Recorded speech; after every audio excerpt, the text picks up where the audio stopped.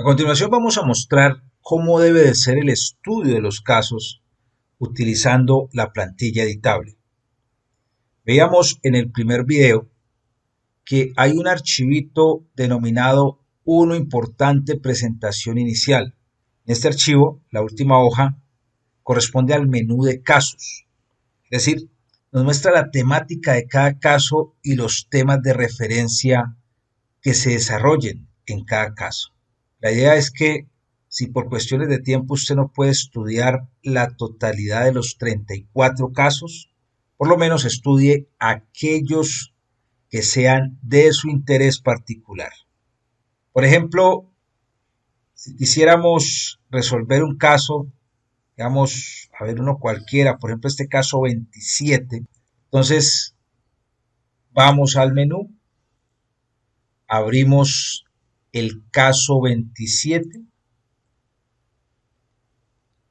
que lo encontramos en la carpeta de 4 cédulas. E iniciamos el estudio del caso con base en la plantilla. Abrimos ahora la plantilla editable, pero recuerde, nuevamente reitero, por favor no vaya a trabajar sobre el archivo en blanco. Vamos a hacer una copia y esa copia la vamos a renombrar. Vamos a colocarle aquí caso 27 estudio. Es una alternativa. Yo le puedo colocar el nombre del contribuyente y entonces voy estructurando un archivo para cada contribuyente y ese archivo correspondería a los respectivos anexos de la declaración de renta del contribuyente por el año gravable 2019. Abrimos entonces el caso 27 estudio.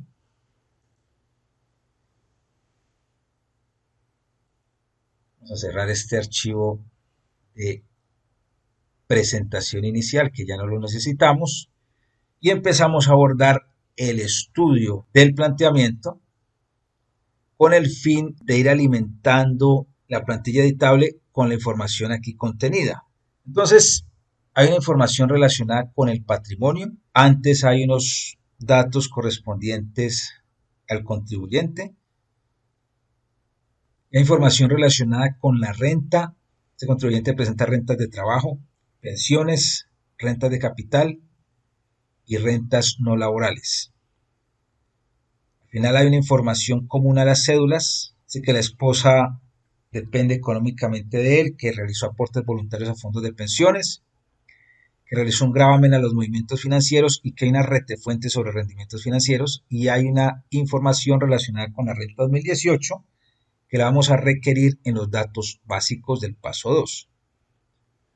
Es evidente que Fulgencio Filogonio Fuentes Fueres, que es el contribuyente, goza de la residencia fiscal, porque este ejercicio está enmarcado dentro de los casos de residentes fiscales.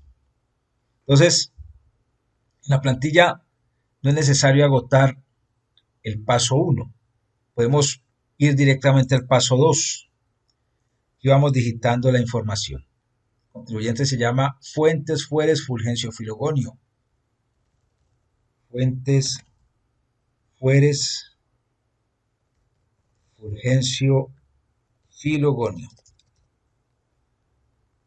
El NIT 9444444444. 4444444, dígito de verificación 4. No olvidemos, tenemos que seleccionar en este caso su condición de que es residente fiscal. Por acá al final, vamos a ir colocándole un asterisco a la información que vamos utilizando. Dice que la dirección seccional es Cali, ya lo tenemos aquí. Y al final aparece una información relacionada con la dependiente en este caso, que es la esposa del contribuyente, con una cédula un poquito diabólica. Aquí está información de la dependiente en este caso. Dice que ella depende económicamente de él, o sea, en esta lista desplegable seleccionamos cónyuge dependiente económico. Esto es informativo dado que esta información ya no la solicita en el formulario 210, tiene una dependiente. Posteriormente, tenemos información con respecto al impuesto neto de renta, 850,000 pesos, anticipo de renta 230,000 pesos, está, impuesto neto de renta 2018, 850,000, anticipo de renta dijimos 230,000, saldo a favor, no tiene saldo a favor en la renta 2018. Bien, vamos a hablar ahora de la información relacionada con el patrimonio. Vamos a empezar de abajo hacia arriba. Aquí nos están dando las cifras correspondientes al patrimonio bruto y líquido de 2018. Patrimonio bruto 2018 son 750 millones. Y el líquido, dijimos, según esa información, 650. Aquí está. De esta manera, ya hemos alimentado la hoja de datos básicos en su primera parte. No olvide que en la segunda parte de esta hoja aparecen preguntas relacionadas con la obligatoriedad de presentar declaración de impuesto al patrimonio, normalización y declaración de activos en el exterior. Por ahora vamos a colocar no. No está obligado este contribuyente a presentar estas declaraciones y a cumplir con estas obligaciones. Y tenemos dentro del Código de Actividad Económica, en este caso la actividad 0090 por defecto. Recuerde que la actividad económica es lo último que tú colocas en la declaración, porque esta dependerá del concepto que le haya generado el mayor ingreso durante el periodo gravable. Volvemos entonces al menú. Ahora vamos a escribir los datos relacionados con el patrimonio 2019. Tenemos aquí, por ejemplo, que el contribuyente tiene un saldo de 50 millones en una cuenta de ahorros. Entonces vamos al paso 3. Vamos a diligenciar la información del patrimonio bruto. Aquí está, cuenta de ahorros. En el recuadro con líneas rojas, 50 millones. Tenemos una inversión en un CDT que no es cotizable en bolsa, que corresponde al valor transado y no incluye intereses. Nos dicen, hay que mirar información relacionada con rentas de capital. Entonces, miremos la información relacionada con rentas de capital. Dice que aquí hay unos intereses causados y no pagados. Luego, el valor patrimonial de este CDT sería el valor por el cual se aperturó más estos intereses causados y no pagados. Es decir, vamos aquí el espacio correspondiente, títulos que no cotizan en bolsa, CDT, sería 100 millones más 5,600. Volvemos a la información inicial. Bien, presenta un saldo en aportes voluntarios a fondos de pensiones de 20 millones. Recordemos que estos aportes se consideran efectivo y equivalentes al efectivo. Aquí está, saldo aportes voluntarios a fondos de pensiones, 20 millones. Importante resaltar que el valor de los intereses, de acuerdo con el concepto unificado de personas naturales 912, tendrá efectos en el patrimonio del contribuyente en la medida de que esos rendimientos se realicen, es decir, cuando estos rendimientos correspondan a aportes que se han realizado a través de su respectivo retiro. En este caso, no presentamos diferencias por ese concepto. Vamos ahora a la información del inmueble. Aquí, por ejemplo, hay tres opciones de costo. El costo de adquisición año 2010, costo fiscal del inmueble en 2018, 550 millones, y el avalúo catastral 2019 por 600 millones. Nos ubicamos entonces en la sección correspondiente a propiedades, planta y equipo.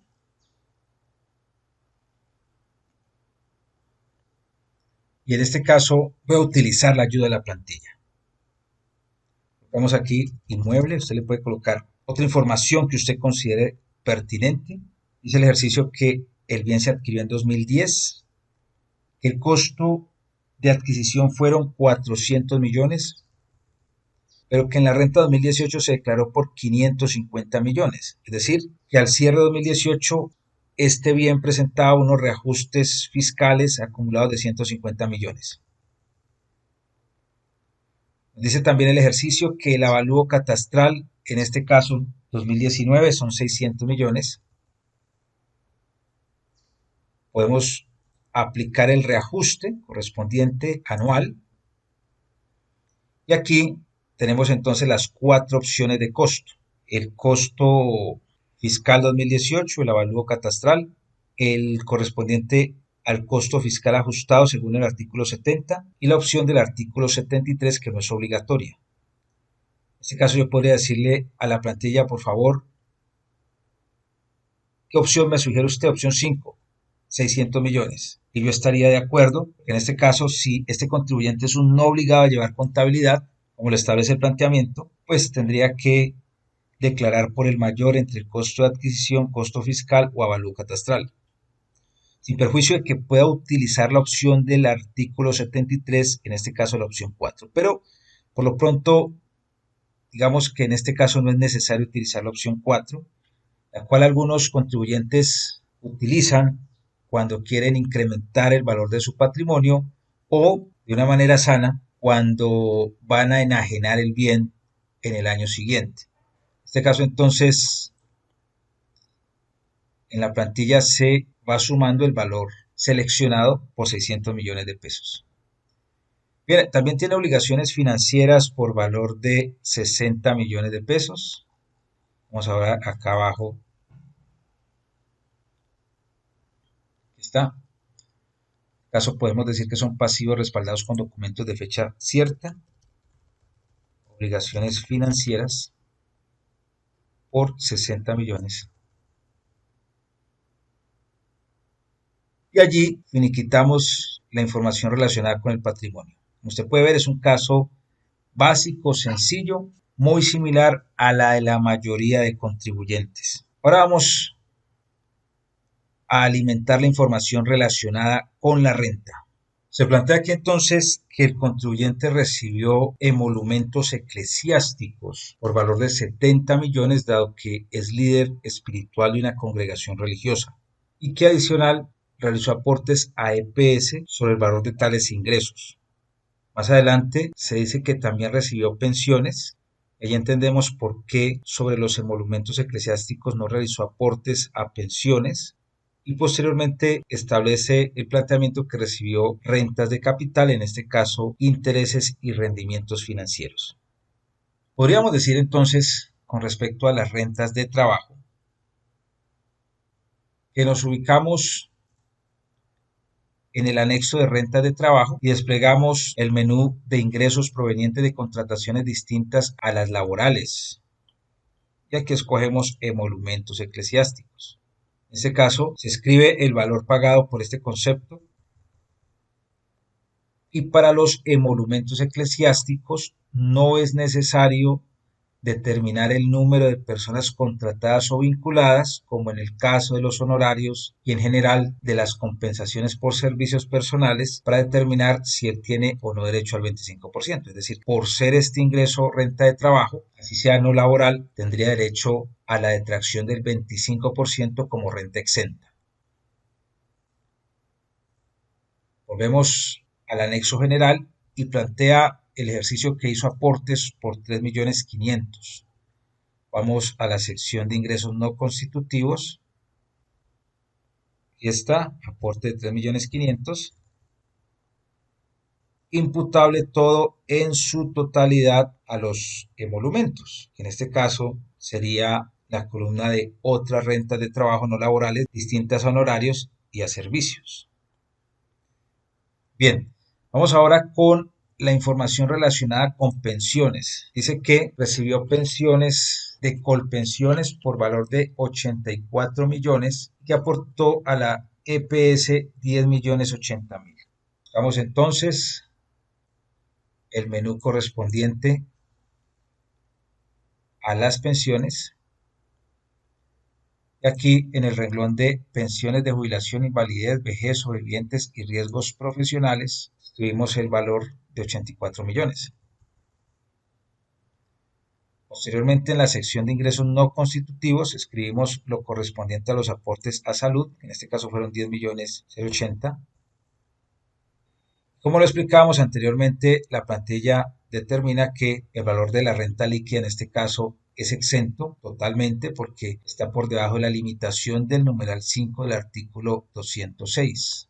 Valga aclarar que si bien la DIAN viene manejando un límite de 12.000 VT anuales, la norma que habla sobre la exención establece algo distinto. Es que, según este numeral quinto, las pensiones estarán grabadas solo en la parte del pago mensual que exceda de 1.000 VT. Decir 1.000 VT mensuales no es lo mismo que decir 12.000 VT en el año, cuando el contribuyente recibió durante el respectivo año gravable mesadas pensionales de manera retroactiva. Sin embargo, aquí trabajamos con 12.000 VT en el año, que es el límite impuesto por la DIAN en el formulario 210. Bueno, volvemos al menú general y sigamos con el planteamiento. ¿Qué información relacionada con renta de capital? Dice que hay intereses pagados por 1.500.000 de la cuenta de ahorros, intereses de CT causados y no pagados que se tuvieron en cuenta para determinar el valor patrimonial del CDT, y hay unos intereses pagados por cuenta del CDT de 1.800.000. También hay unos rendimientos certificados por el Fondo de Pensiones realizados efectivamente, 2.434.567 sin retención contingente, que por tanto estarían sujetos a tributación. Y hay unos rendimientos financieros certificados por fondos de pensiones realizados efectivamente por 1.504.239, los cuales se causaron y se realizaron cumpliendo los requisitos de permanencia.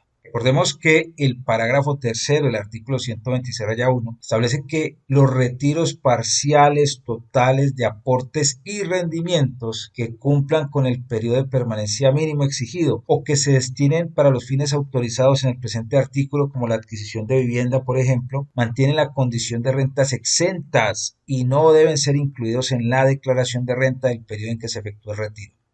Con esta información nos vamos entonces a la cédula de rentas de capital. Vemos entonces que, de acuerdo con el planteamiento, el contribuyente recibió ingresos provenientes de entidades financieras vigiladas por la Superfinanciera por 1.500.000 y que recibió ingresos provenientes de un CDT suscrito igualmente por entidades vigiladas por la Superfinanciera por 1.800.000 y hacemos la sumatoria correspondiente.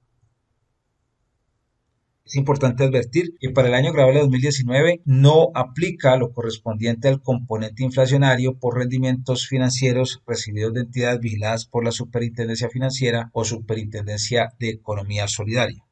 Bien, nos dice también el planteamiento que hubo intereses causados y no pagados. No se tienen en cuenta esos 5.600.000 en virtud de que este contribuyente es un no obligado a llevar contabilidad. Recuerde, ese interés causado y no pagado se consideró para efectos de determinar el valor patrimonial del respectivo título, porque así lo establece la norma sobre valores patrimoniales. Pero para efectos de la renta, el momento de realización del ingreso de un no obligado a llevar contabilidad se rige por lo establecido en el artículo 27 del Estatuto Tributario. Según este artículo, la persona natural no obligada a llevar contabilidad realizará sus ingresos cuando efectivamente lo reciba. Por eso trabajamos con 1.800.000 y no con 5.600.000. Tenga en cuenta que estas entidades financieras reportan a la DIAN ambos valores, 5.600.000 y 1.800.000. Hay contribuyentes y colegas que se asustan y suman todo y declaran todo, o declaran el más alto, que dice que para equivocarse a favor de la DIAN. No tenga miedo. Si el contribuyente es un no obligado a llevar contabilidad, usted no tiene por qué declarar los ingresos causados, pero que efectivamente no los ha realizado. Tenemos también en materia del fondo de pensiones, el contribuyente recibió unos intereses. Estos rendimientos financieros reconocidos por fondos de pensiones, en este caso son 2.434.567 más 1.504.239. Sin embargo, como lo establece el parágrafo tercero de este artículo 126-1, esos rendimientos que se realizaron pero cumpliendo los requisitos de permanencia, no es necesario incluirlos en la declaración. Por tal motivo los vamos a detraer. Solo vamos a incluir en el denuncio rentístico 2.435.000, dejando aquí en el anexo la evidencia de que por supuesto advertimos que hay un mayor valor certificado, pero que de acuerdo con la norma, ese 1.504.239 no es necesario incluirlo en la declaración de renta. Posteriormente tenemos información relacionada con rentas no laborales. Plantea el ejercicio que el contribuyente recibió donaciones para sostenimiento del culto y para financiar campaña política del movimiento religioso. Esas donaciones que recibió directamente de los fieles, si son ingresos realizables en cabeza del contribuyente, entonces tendrá que declararlos en la sección de ganancias ocasionales, porque podría suceder que el contribuyente haya actuado como intermediario en el recibo de tales ingresos, que por tanto esos 120 millones no sean para su aprovechamiento, sino para la comunidad religiosa como tal. En este caso, se plantea que el valor recibido es para el aprovechamiento del contribuyente. Entonces, nos vamos a la sección de ganancias ocasionales y se incluye tal valor en la sección de ingresos, en el renglón correspondiente a la fila 20, ingresos por donaciones por valor de 120 millones. Recordemos que las donaciones gozan de una exención que encontramos acá en el punto 46, fila 143, escribimos el valor de la donación recibida y determina que el 20% es exento. ¿Okay? Volvemos al menú y ahora vamos a incluir los otros ingresos no laborales que corresponden a la financiación de campaña política del movimiento religioso. Vamos a las rentas no laborales. Podríamos decir que este es un concepto no incluido. Llevémoslo al renglón 31, 200 millones. Pero posteriormente, en la sección de ingresos no constitutivos de renta ni ganancia ocasional, el punto 39, y de conformidad con el artículo 47-1, se traen tales ingresos como ingresos no constitutivos de renta ni ganancia ocasional.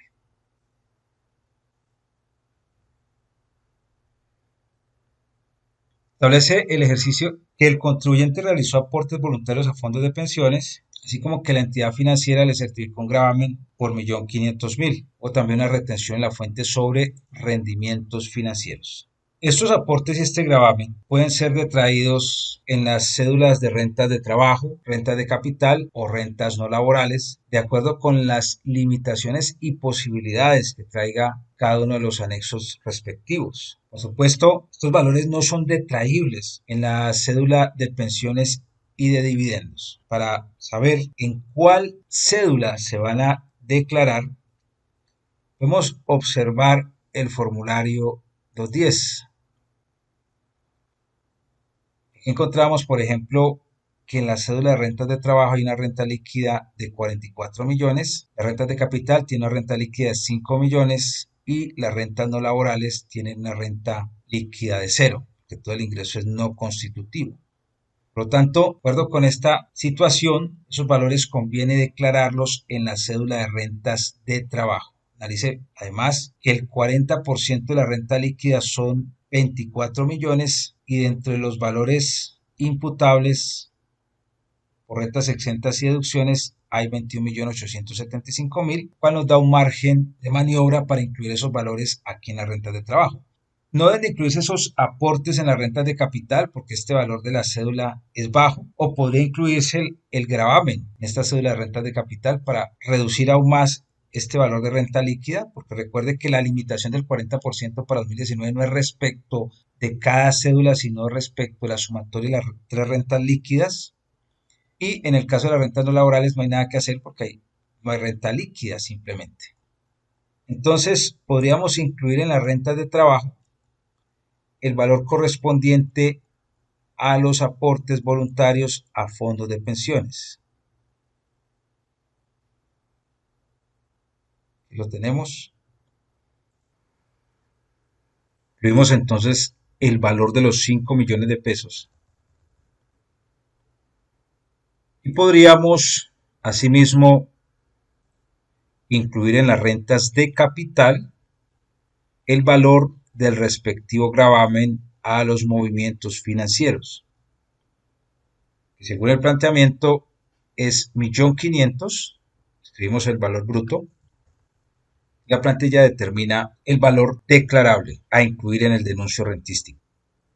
Asimismo, establece el planteamiento que el contribuyente recibió unos rendimientos financieros por 1.800.000 sobre los cuales se practicó una retención de 72.000 pesos. Vamos a la correspondiente liquidación e incluimos los datos del agente retenedor,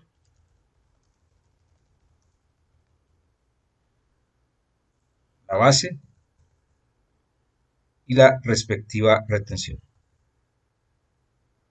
Aprovechando que estamos en este anexo, podemos verificar lo correspondiente al anticipo sobre el impuesto de renta. Vemos entonces cómo la plantilla toma el impuesto neto de renta del 2019, lo compara con el de 2018, y si el impuesto neto de renta 2018 es menor al de 2019, se realiza un promedio, incluso nos da una nota que dice se justifica realizar el promedio sobre el cual se aplica el porcentaje del 25% si es el primer año, 50% si es el segundo año y 75% si es el tercer año. Supongamos que aquí en este caso esta declaración no corresponde ni a la primera ni a la segunda, sino que el contribuyente ha presentado varias declaraciones de renta. No olvide que esta sección del promedio contiene un anexo en el cual el contribuyente tiene la posibilidad de liquidar el anticipo al 25 o al 0%, de acuerdo con el decreto 766 de 2020 que se expidió en época de COVID-19 y con el cual el gobierno buscó favorecer el flujo de caja de ciertos sectores económicos, reduciendo el porcentaje de anticipo. Si no es aplicable para el contribuyente, debemos de seleccionar no aplica, porque si tú seleccionas alguna actividad te va a generar inconsistencias. Entonces aquí la opción es no aplica en el evento de que efectivamente este beneficio no sea aplicable al contribuyente en cuestión.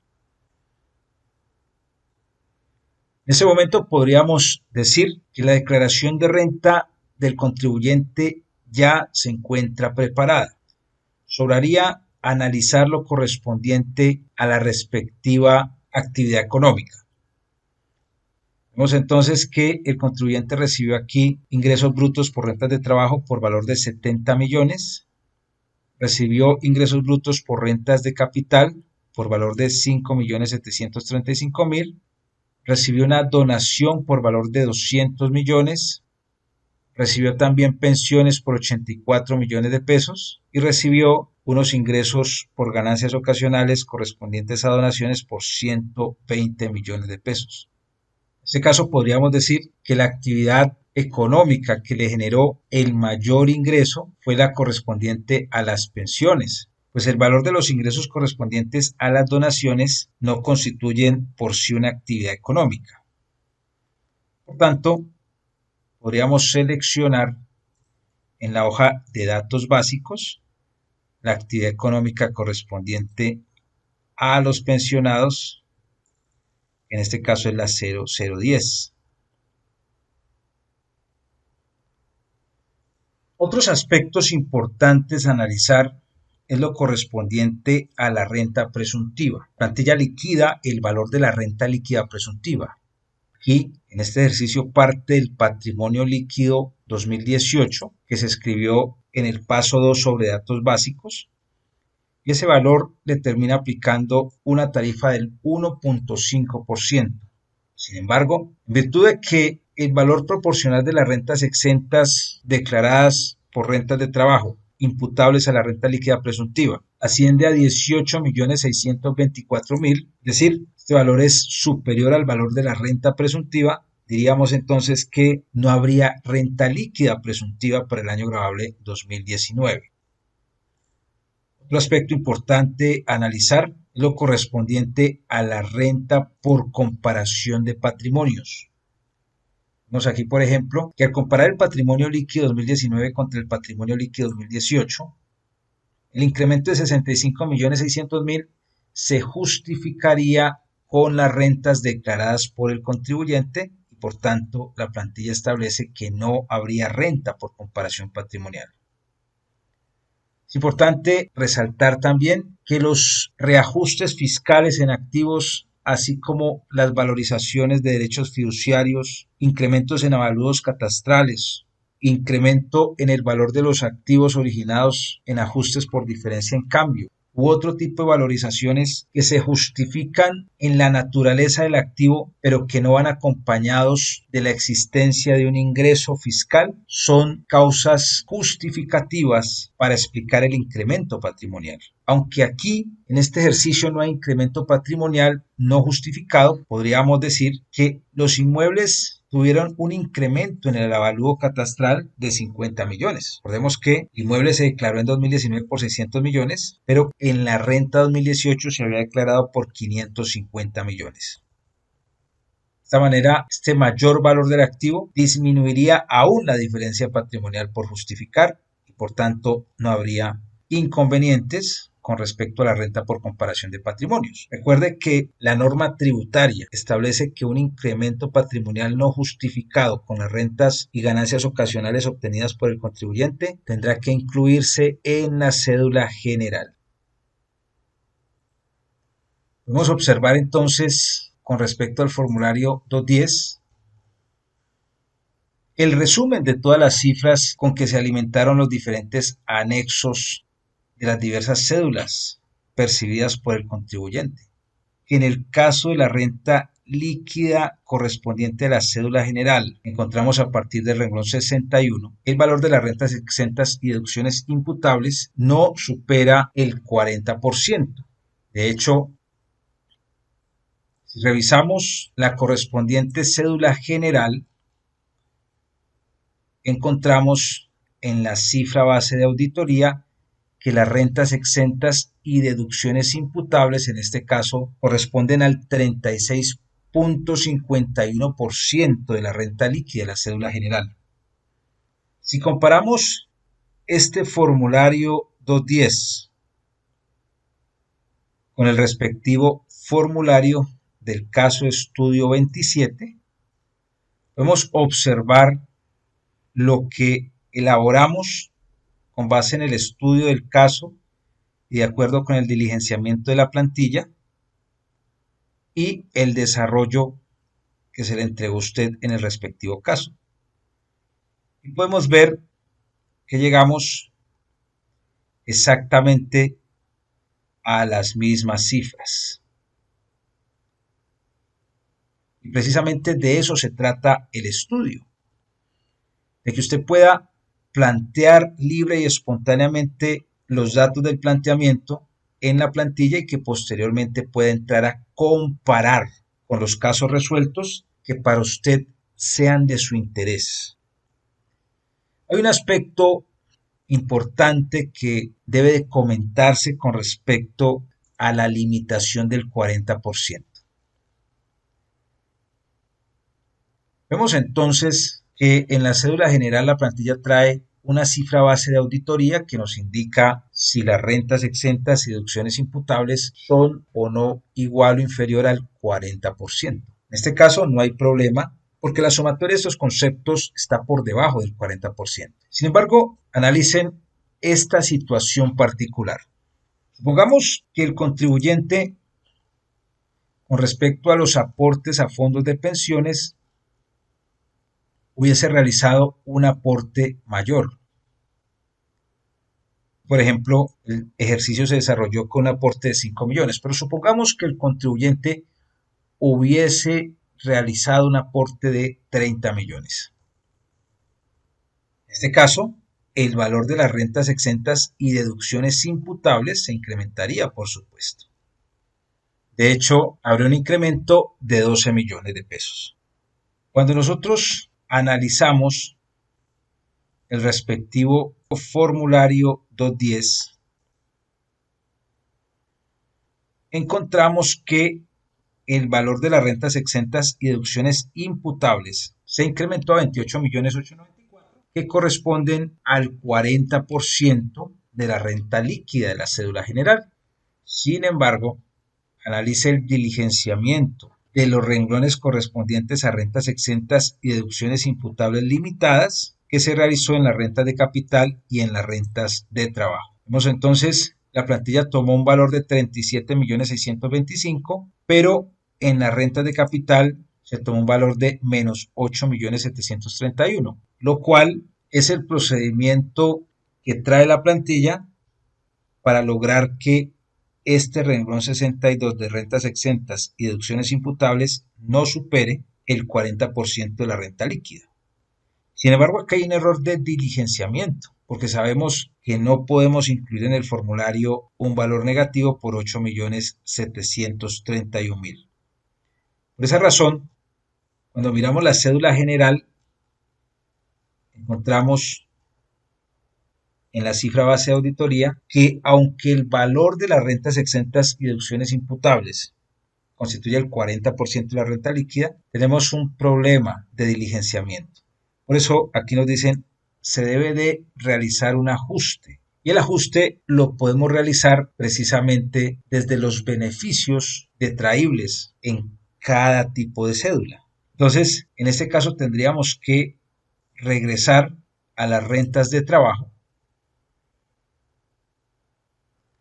y disminuir el valor que declaramos en los aportes voluntarios a fondos de pensiones, buscando equilibrar la fórmula. De esa manera, si necesitamos que aquí, por ejemplo, nos dé 12 millones de pesos de menos, tendríamos entonces que declarar un valor por cuenta de los aportes voluntarios al fondo de pensiones máximo de 9 millones de pesos. De tal manera que se pueda equilibrar la formulación en el respectivo formulario 210. Vemos entonces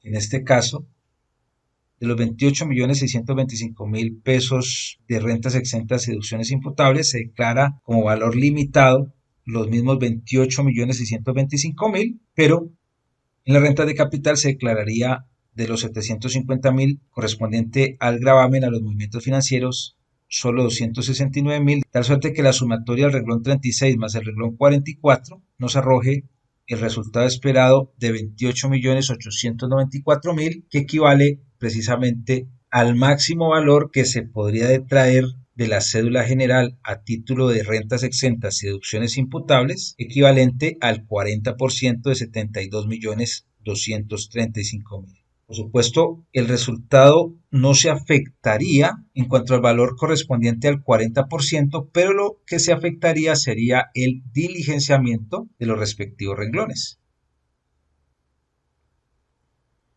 Muchísimas gracias por su atención. Muchísimas gracias por confiar en Grupo ACB y quedamos muy atentos a sus interrogantes e inquietudes. Hasta una nueva oportunidad.